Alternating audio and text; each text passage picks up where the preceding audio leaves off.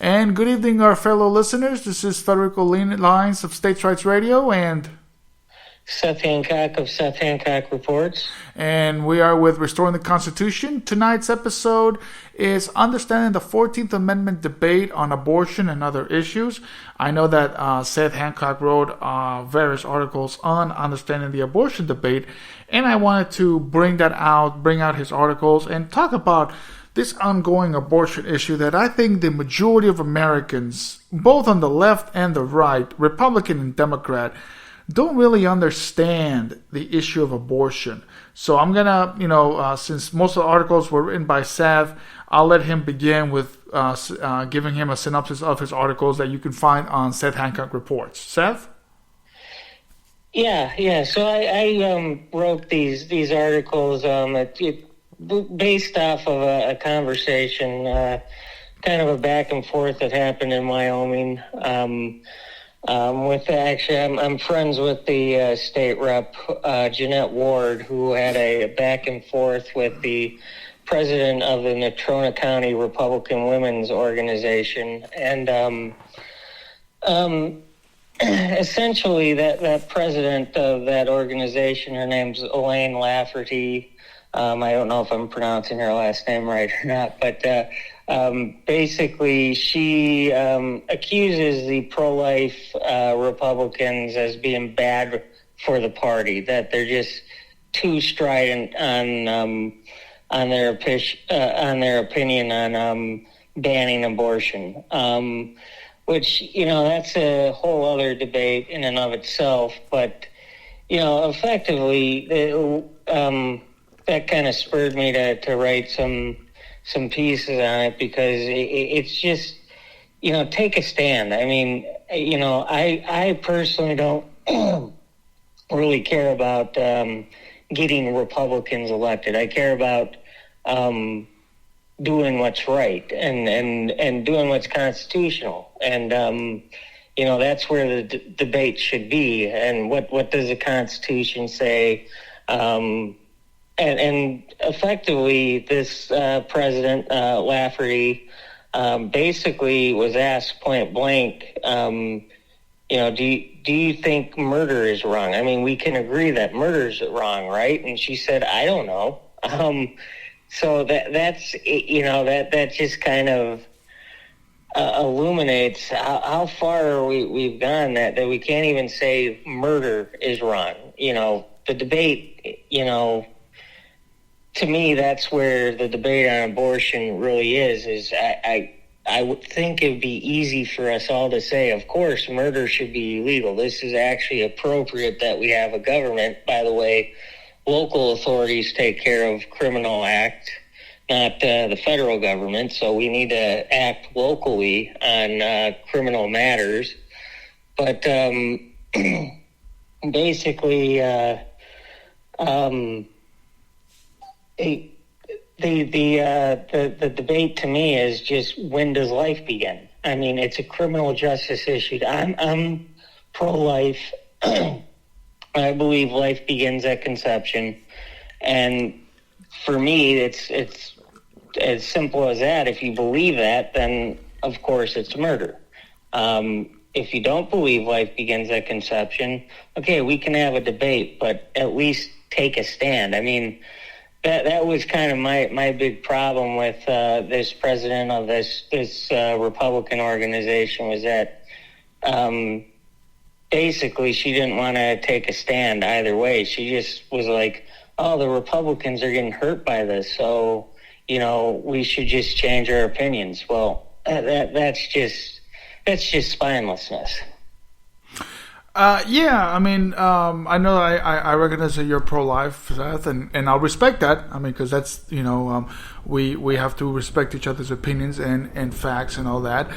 I remember back in 2007, a friend of mine from Colorado asked me if I was pro-life or pro-choice, and I didn't really give him an answer. And I kept investigating, and I read Roe versus Wade. I read Casey versus Planned Parenthood of Pennsylvania. I read all these abortion laws that was going on.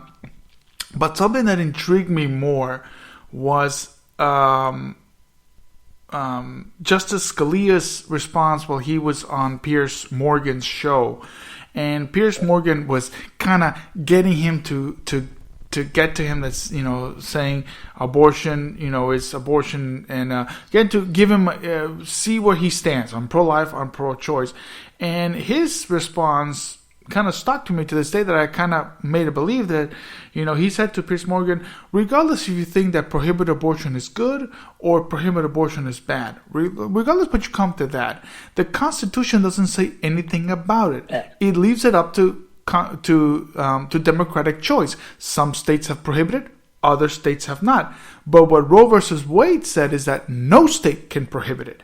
And that's simply not the Constitution. So, you're taking away, you're taking away, the federal government is giving privilege to states that have abortion and deny it to states that don't want abortion. It's, it's the same thing as when Senator James Mason of Virginia passed the Federal Fugitive Slave Act. You're giving privilege to southern states and denying the sovereignty of other states that don't want a Fugitive Slave Act. I don't have a right to comply. Well, this is something that you have so that you have a right to refuse service from the federal government. So I'm neither pro-life or pro-choice. I'm whatever the majority of sovereign states decide on it. And yeah, I think it's abortion is a medical procedure. It's not a very nice medical procedure, because yes, you are terminating a life of an unborn baby. I grant you that. But I still think that it's not up to the federal government to tell you what is right and what is wrong. It's up to each state to decide for themselves. And in due time, they'll come to realize that abortion may be good, abortion may be bad, but it's not up to a higher power of central authority to do that. Yeah, that's the big thing is that, when it came to Roe v. Wade, even many liberal legal minds have said, well, that was kind of a ridiculous opinion. I mean, even people like Ruth Bader Ginsburg had suggested at one point that she thought that they were kind of making up a right out of thin air. But the ultimate thing is we do have to understand that the constitutional what the Constitution says, and of course, there's nothing in there about a right to abortion.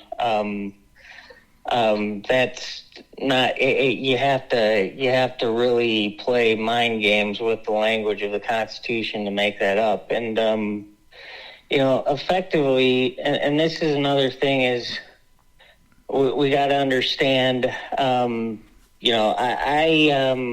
Like I said, I'm pro-life, so I definitely want it to be legal, but we have to understand also law and the Constitution. And now that Roe v. Wade's been overturned, there's this big push to write new laws on abortion, and I don't think new laws are needed per se. It's you have to, in your state constitutions, you need to go for defining life as beginning at conception. That's and then we already have the murder laws, and it becomes a criminal justice issue. But you brought up the 14th Amendment. That was kind of part of the basis for the ruling on Roe v. Wade. And,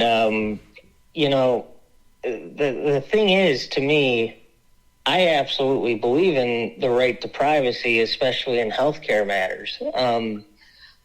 So I'm not asking for, government powers to be able to look into every healthcare decision made, which we kind of have already. I mean, the government's involved in everything in our life, and that's goes back to other discussions we've had where the federal government's paying for everything, and So yeah, we've lost all our rights because of the funding mechanisms.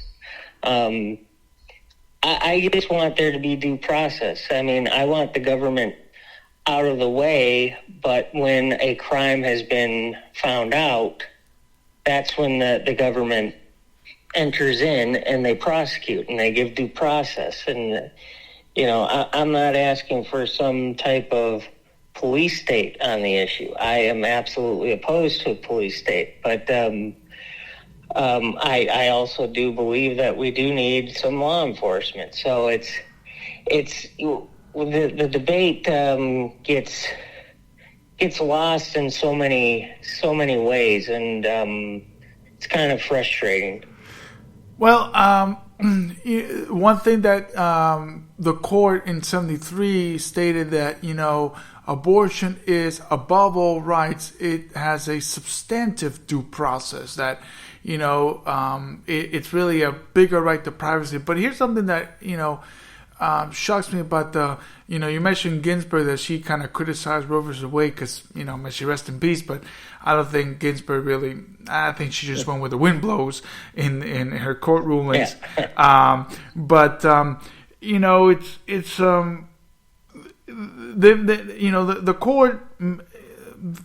The Supreme Court has always made up laws that favors the federal government. And you could, for example, on the issue of naturalization, always giving the affirmative to the federal government that they have the right to enforce and give Congress the vested power to enforce the borders. And here with abortion and with marriage and all that. And you can go back to 1857, where Roger Taney gave right to the federal government to say no state can give citizenship papers to a free man or a black man or anybody. It's up to the federal government to do it, but yet blacks don't have that right.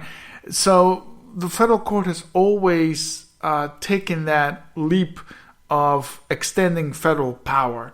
And very rare you get to see the federal court, the high court, give those powers back to the states, because it should on certain enumerated issues. But the thing is that going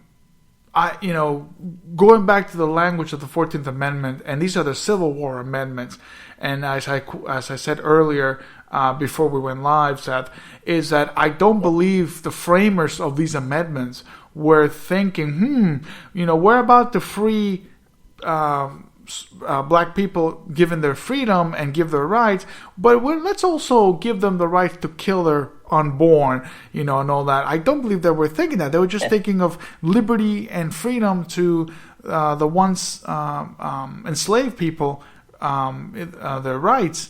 And the same thing with, I don't think that also Thaddeus Stevens was saying, hey, my buddy James Buchanan, the former president, I know that he was living, he had I'm sure he's a closeted homosexual, which that's the rumors. I'm gonna give him rights. I don't think Thaddeus was thinking that. It's something that the federal court likes to pull rulings out of thin air and not be basis on the Constitution. So that's my take, is that people misinterpret the 14th Amendment. Yeah, and it's there's a fundamental misinterpretation of the 14th Amendment, of almost everything in the Constitution, and the role of the Supreme Court itself. I'm sure that the crafters of the 14th Amendment we're not thinking of some of the myriad of social issues that we're now discussing today. Yeah. They had their own issues they were discussing when they created that amendment. So, and I don't think abortion or, gay marriage or any of these things were even in their minds at all at that time. No, I mean, and I usually have this debate with other people that I keep telling them, why didn't the proponents of Jane Roe, of Norma McGreevy, I think her name was, or Michael Hardwick of Bowers versus Hardwick, why didn't they acknowledge the 9th Amendment? We have 10 Bill of Rights, and yet we are more concentrated on the 14th than the 9th or the 6th or the 8th. I don't understand. We have 10 great Bill of Rights that protect us from the government, from federal and state, and they don't. I read Bowers versus Hardwick, that Georgia state law bans sodomy, acts of sodomy. And I think, the law is terrible. I mean, you have a police officer entering into a private domicile and arresting somebody because they don't like the way, they're holding hands or, whatever. I mean, that's their privacy. That's that law should not be on the books. So, but yet again, the defendants of that didn't challenge it on the 9th Amendment. They challenged it on the 14th Amendment. Yeah. The thing is that, they had their due process. They went to court. They were found guilty.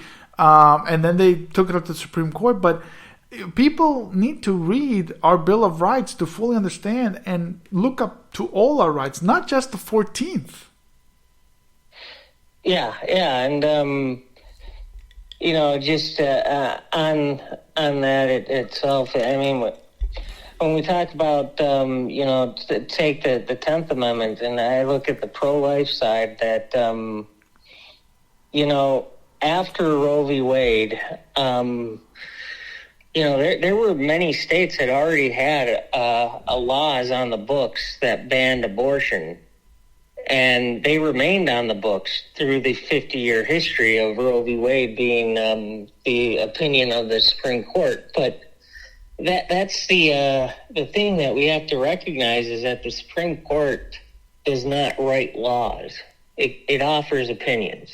And, we've been dealing with this issue under the belief that the Supreme Court codified into law that abortion is a constitutional right when Roe v. Wade was in place.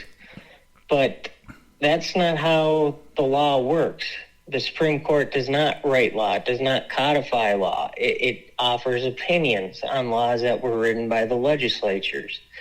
And there never was a law written by any state legislature that I know of that said that abortion is legal.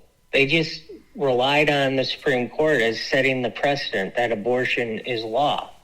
And, the pro-life side has been fighting this issue under this false belief that the Supreme Court made it legal to have an abortion, when that never was the case. And so, we just have this misunderstanding of the role of the Supreme Court. We have a misunderstanding of the amendments. We, like you said, you go to the 14th Amendment when there's the 9th Amendment, there's a 10th Amendment. There is on both the right and the left, there's this misunderstanding of the whole idea of the Constitution and the role of government and the role of each branch in government. It's kind of sad how kind of ignorant the masses are on these issues. No, you're right. The courts are not here to create the law. That's the job of Congress. That's the job of the legislature. The courts are just here to render an opinion saying what is constitutional, what is not. And, and one thing that liberals like to always, which again, I'm in full support, was the Loving versus Virginia ruling, where it outlawed marriage segregation and made a law that marriage integration was lawful and constitutional, which again it is, because on that one it is on the 14th Amendment, because it's equal under law based on race. Now, when they heard the ruling on same-sex marriage in 2015, Obergefell versus Hodges, if that couple was a black man and a white man, I would say, okay, despite the same-sex issue, it's an interracial couple. I would have applied the 14th. I would gladly apply the 14th Amendment challenge there, because that's signaling a interracial marriage and not giving equal justice on the law based on that. But the thing is that, homosexual couples, homosexual individuals, heterosexual individuals are U.S. citizens, are American citizens. They have equal right under law. They have equal due process under law. This is something that also I like to bring up. People say that women were oppressed back then in the 1890s, 1860s, and I find it really hard to believe that women were more oppressed than blacks. Women were hardly oppressed. Yes, they didn't have the right to vote. Not necessarily. Women did have the right to vote in certain states. It's just that it was not national. But on account that women were not oppressed, women had their due process. You can trace back to Lizzie Borden, butchered her father and stepmother. She got her day in court. She got treated with equal justice under law. And she was just, not even considered the woman part, but as a citizen. So, both heterosexual, male, female, homosexual, they have equal rights. They have rights. They just don't, they just like to go beyond that. They want more rights. They got all, they got all the rights they got. Yeah, and just speaking about women's rights and everything. This is kind of something that bothers me in the way we talk about women's rights or men's rights. Nobody talks about men's rights, but I just believe in fundamental human rights. I hate getting into these debates about group rights, because to me, there's no such thing as group rights. There's human rights that we all have based on our humanity. And, we kind of have this misunderstanding of what our rights are. Like when we talk about marriage in particular, I don't really think there's a right to marriage per se. It's a right to pursue marriage through your church or whatever other institutions performing these marriages. And I look at marriage. The big problem to me is that the government issues marriage licenses in the first place. Why is this a function of the government? I mean, shouldn't this be a function of the church or the institution that is performing the marriages? And, if we got the government out of the way, look, if there's a liberal church that has no problem with gay marriage, doesn't harm me if they perform gay marriages. I'm personally opposed to it. I wouldn't go to that church, but I'm not going to stop them from doing that. But once we get the government involved, we start creating these rights that aren't really there. Our rights are pretty simple to me. I mean, I think the Declaration of Independence, the right to life, liberty, and the pursuit of happiness is a pretty good basis for what our rights are. And,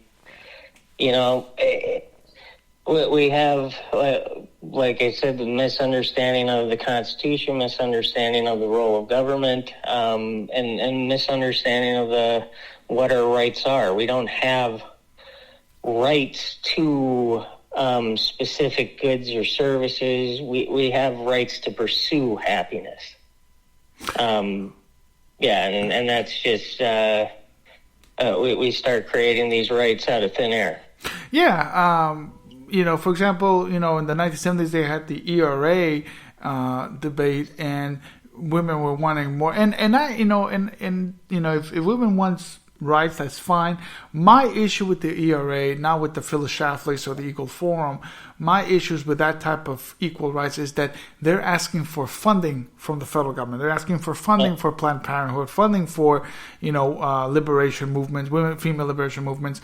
And, that is where I have an issue. They want the federal government so much increased in power. This is, and that's one issue that I'm against the ERAs, because I know that they're asking for federal funding, and as well as for homosexual funding and transgender funding. Now it's gender identity funding, where they want federal government funding to fund for these persons' operations or stuff like that, or mental health, and they've just gone too way beyond of federal government control, of too much dependency. Here we go again, Seth.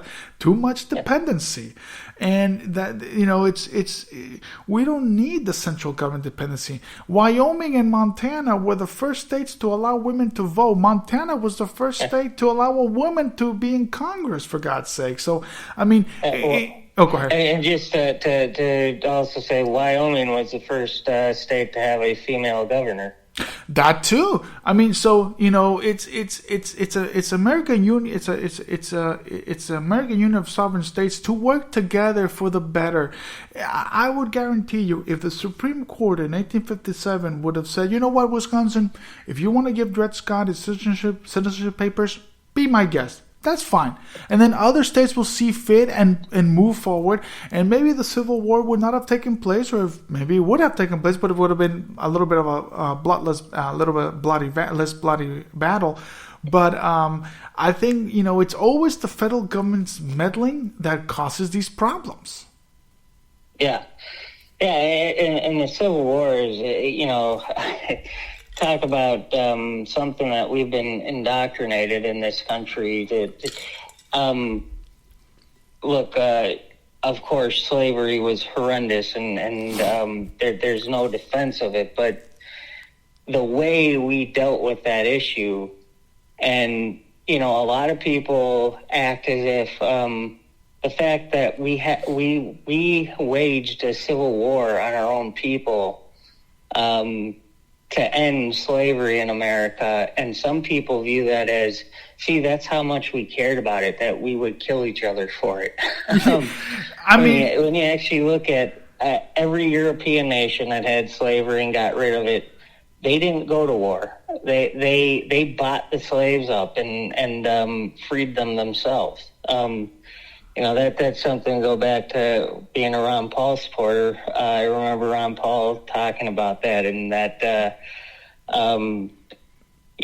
America is the only country to ever go to war with itself over the issue, and that's not a good thing.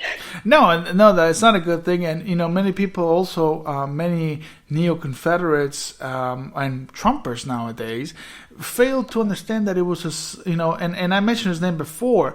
Here comes federal government meddling of a Southerner using the power of a central government to say, we're so important right here, we're gonna create privilege for southern states so they can go up to northern states and grab their black people back into servitude and all that. And I still think that James Mason was the main proponent that started the Civil War. And, it goes again to federal government meddling. If the federal government would have said, no, this bill will not pass Congress, because it's evil, it's not right. It's not right in the sense that it invades the sovereignty of states like Pennsylvania and Wisconsin and Maine and Ohio and Illinois, saying your sovereignty rights are less than South Carolina, so we're going to promote more South Carolina and Virginia. I think that's so unfair. No state is privileged. And this is where I get that no one is privileged in this government, in this country, in this constitution. We are all equal. And this is something that many conservatives and nowadays Trumpers fail to understand, that, back then there was white privilege. Now, no, they're trying to change that. They're trying to make a little bit of reverse racism, which I am against that.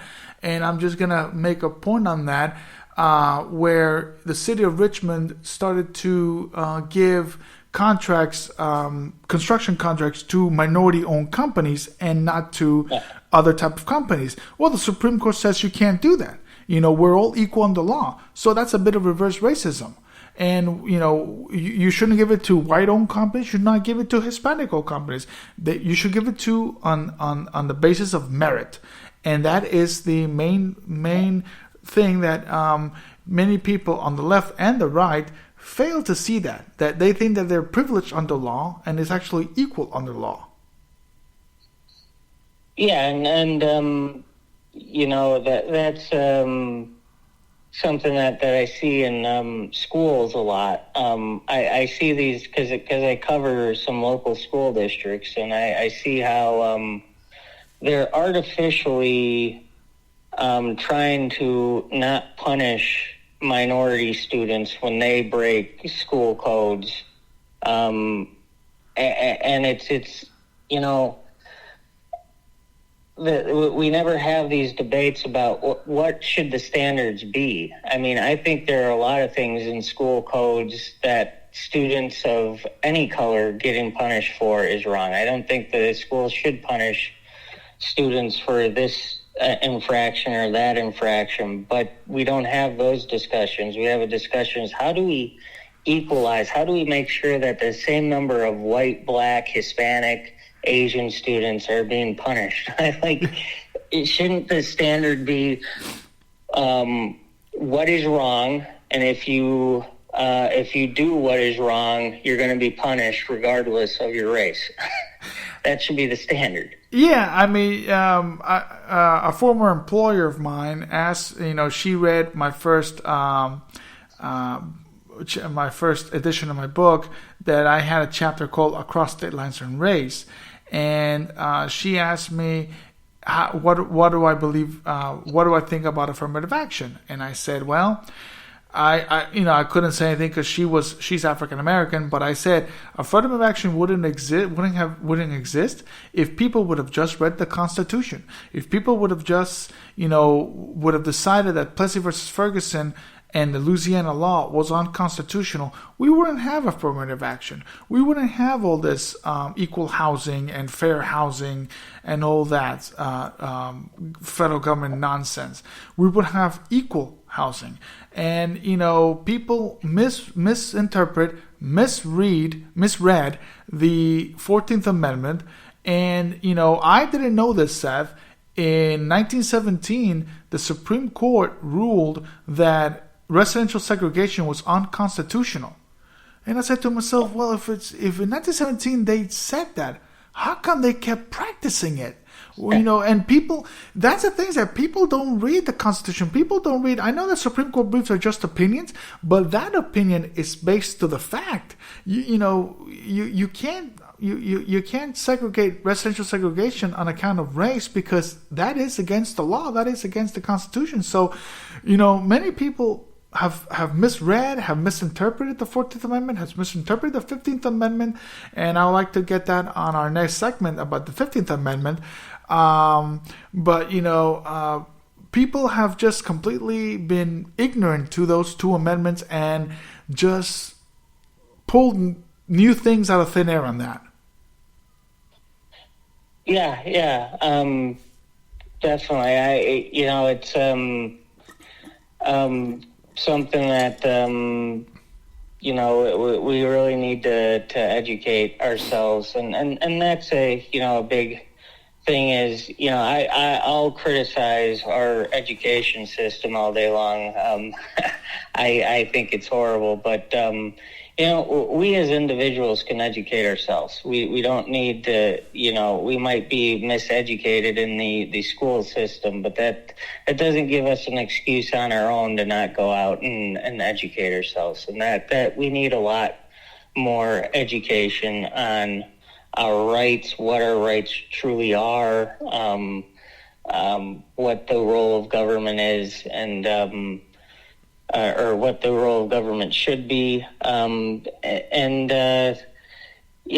can do that on our own. We can go out and read the documents, read not only the Constitution and the Declaration of Independence, but read the writings of the founders who wrote those. They have plenty of other writings that give us insight to what they meant by what they were writing in the Constitution. And just say, I encourage people to do your own research and educate yourselves on these issues.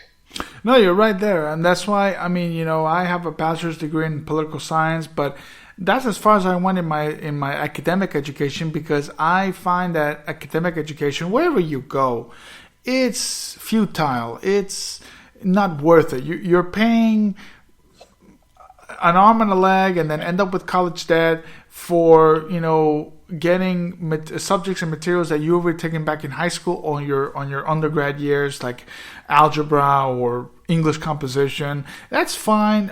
But it should be more focused on your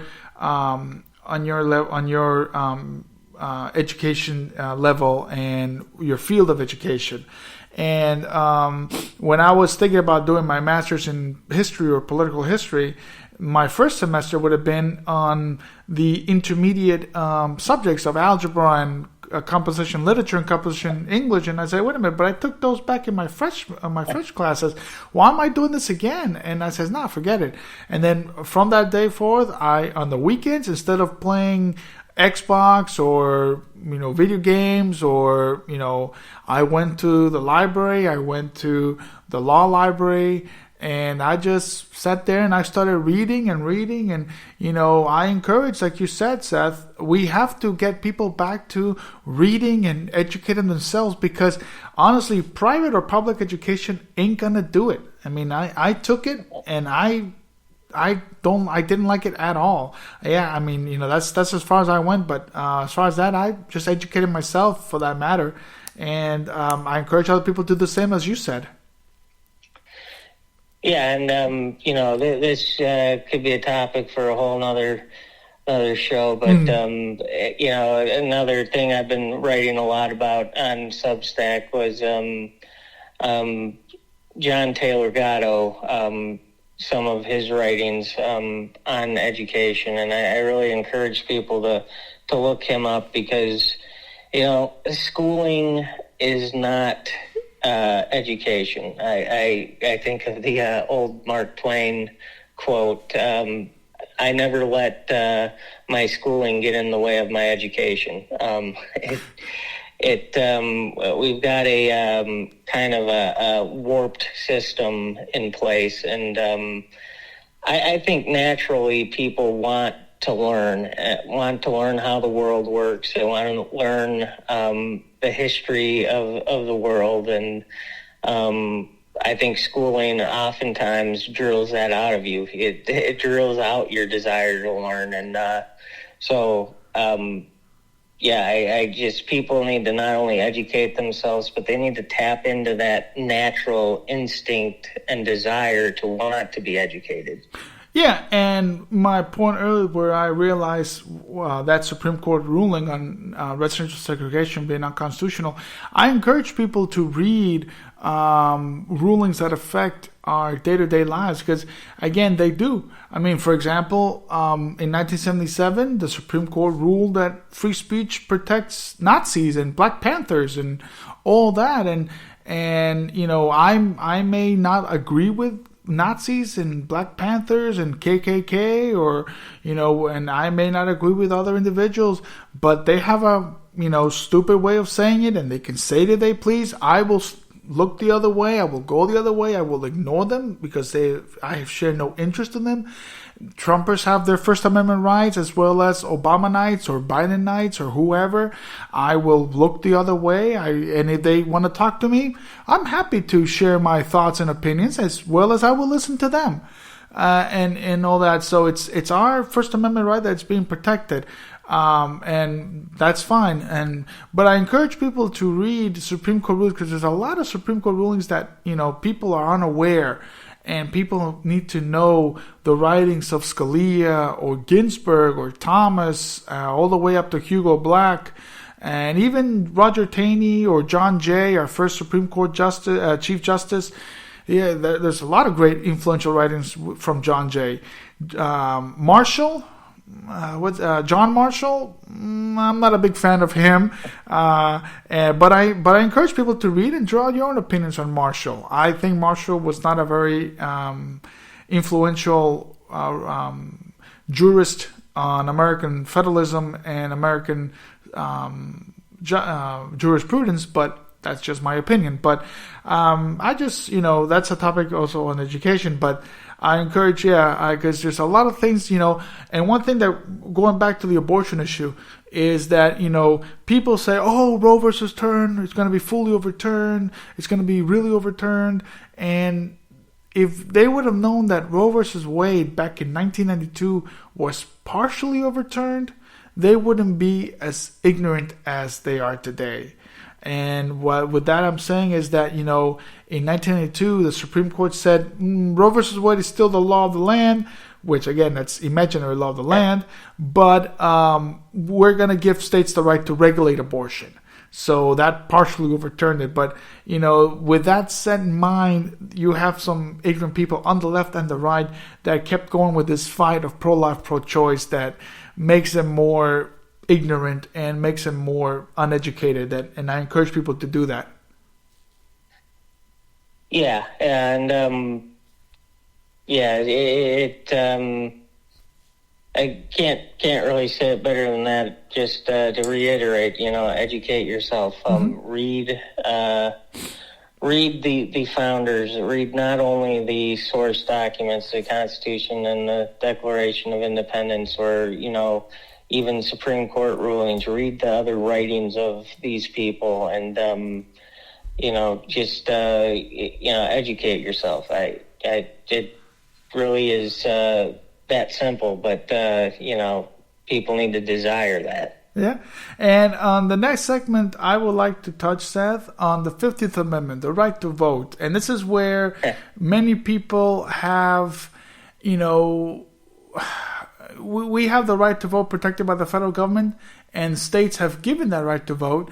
But we've seen that many individuals, I don't know if you've seen it, Seth, but I've seen it, where they want the federal government, both on the left and the right, to protect how states count their votes and protect states how to, have a national standard. Now, the John Lewis voting rights they tried to pass last year gave a national voting standard. Or the Trump supporters in 2020 wanted the Supreme Court to overrule Pennsylvania voting standards or Wisconsin voting standards. So,